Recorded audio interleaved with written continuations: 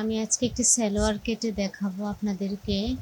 প্রথমেই সালোয়ারের কাপড়টা বিছিয়ে নেব 4 ভাঁজ করে, তারপরে সমান করে দাগ দিয়ে নিব।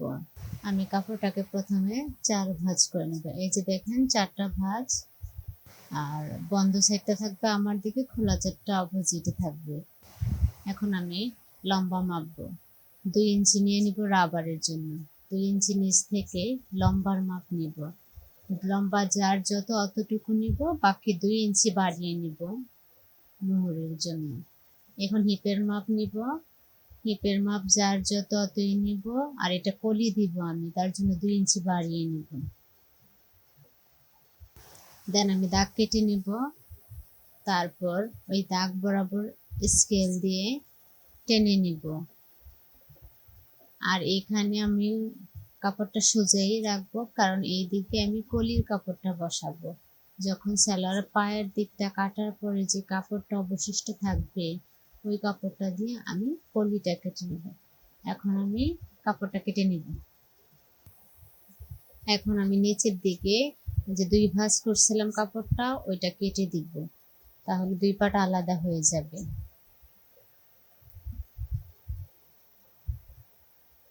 এখন প্রথমে যে আমি দাগ দিয়ে নিছিলাম সমান করার জন্য জায়গাটা, ওই জায়গার চিহ্ন বরাবর কেটে নেব বেল্টের উপরের দিকে। আর এখানে দাগ দেওয়াটা হচ্ছে বেল্টের অংশ। সালোয়ার একেবারেই ইজি, যে কেউ একবার ভিডিওটা দেখবেন সে নতুনরা বানাতে পারবেন। প্লাজো কাটিং একেবারেই সহজ। আর আমি মাপটা এখানে কেন বললাম না, কারণ মাপটা হচ্ছে যার যত মাপ, যার কোমরের মাপ যত, যার পায়ের মোহরার মাপ যত, সে অনুযায়ী আমি এটা একটু স্বাস্থ্যবান একজনের জন্য বানাচ্ছি। পুরো কাপড়টা যতটুকু হয় অতটুকু দিয়ে বানিয়ে ফেলেছি।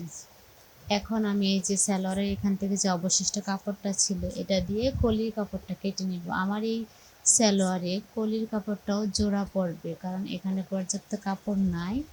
সো এই যে আমি এই স্কেল বরাবর যে দাগটা দিচ্ছি, এই দাগ অনুযায়ী মাঝখানে সেলাই করে নেব। মানে এটা মাঝখানে জোড়া পড়বে কলির কাপড়টা। সাধারণত কলির কাপড় জোড়া পড়ে না অন্যদের, কিন্তু এটাতে একটু বেশি বড় মোটা সোটা কাটছি, এই কারণে এটা জোড়া পড়বে। তো সমস্যা নাই, কলিটা দিয়ে দিলে ভালো। এখন আমি কাপড়টা এভাবে কেটে নিব।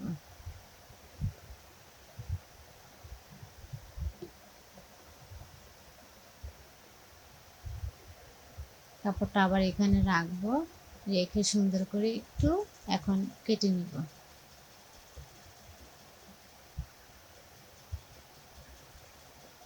এই যে কর্নার থেকে ধরে সামনের দিকে একটু বাড়িয়ে কেটে নেব।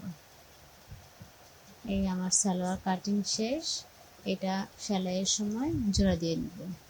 ধন্যবাদ সবাইকে আমার এই ভিডিওটা দেখার জন্য।